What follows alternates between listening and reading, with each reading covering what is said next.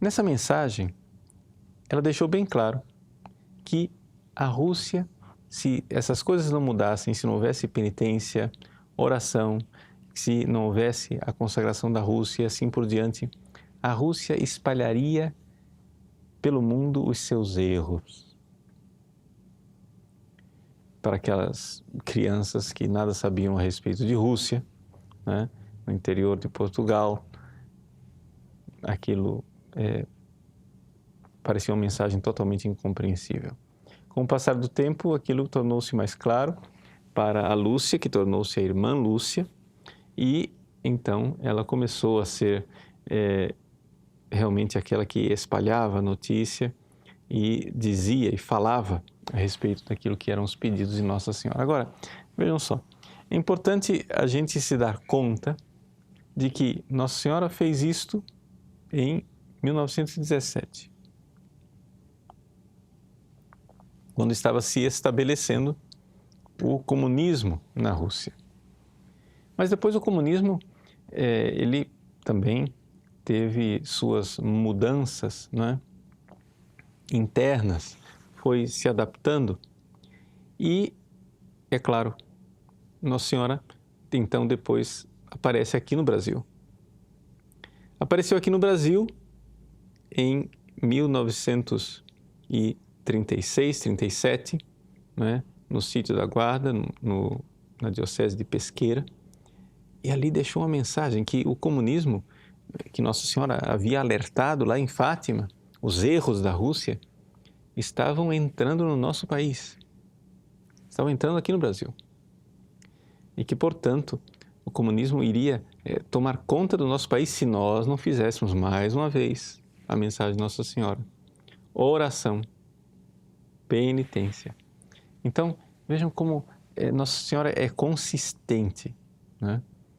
Meninas do sertão de Pernambuco, que não tinham a mínima noção, né, do que fosse essa realidade do comunismo, respondiam ali, transmitiam as respostas de Nossa Senhora ao padre que falava em latim e alemão com Nossa Senhora e foi recordando aquelas verdades de Fátima, mas agora aplicadas ao Brasil, dizendo que o comunismo poderia entrar no nosso país. Agora, todos esses alertas de Nossa Senhora em Fátima, né, em Simbres, o que é que significa tudo isso? Por que é que Nossa Senhora é tão anticomunista, né? Qual é o problema do marxismo-comunismo? Se parece uma coisa tão assim benemérita, afinal das contas, né? A propaganda que eles fazem é que eles irão lutar pelos pobres, irão lutar contra a justiça, irão lutar por mais igualdade, né? E tal é essa propaganda que, infelizmente, a maior parte dos brasileiros já não se dá mais conta da maldade do comunismo e como ele é intrinsecamente incompatível com o cristianismo, não só com o catolicismo, não só para nós católicos, também para os protestantes. Como os papas alertaram durante todo o século XX, dizendo e falando claramente em documentos muito importantes a respeito da incompatibilidade dessa doutrina, os papas falavam com autoridade magisterial aquilo que Nossa Senhora falava em suas aparições, um confirmando o outro. Mas o que é que há de tão errado no comunismo? Por que é que, apesar de o Brasil aparentemente ter se livrado, né, de um perigo, nós estávamos caminhando na direção de uma venezuelização do Brasil, por que é que muita gente, depois, né, das mudanças políticas do nosso país, parece que respiraram aliviadas, mas continuam acalentando o sonho do retorno do socialismo, do retorno do comunismo. Mas onde é que está o problema das pessoas? Ou seja, por que o brasileiro não consegue enxergar a maldade do socialismo? Ou seja, parece que é uma coisa incrível, né? se fazem milhares de coisas erradas. Se matam pessoas, se impõem ditaduras, partidos corruptos chegam ao poder e todos esses partidos, em todos os lugares onde eles tomaram o poder, sempre o que eles fizeram foi impor uma ditadura e ficar mais ricos, se corromper às custas da pobreza do povo. Claro, subiram ao poder na propaganda. Onde o comunismo, chegou ao mundo, a propaganda estava lá. Estamos aqui para fazer o bem aos pobres.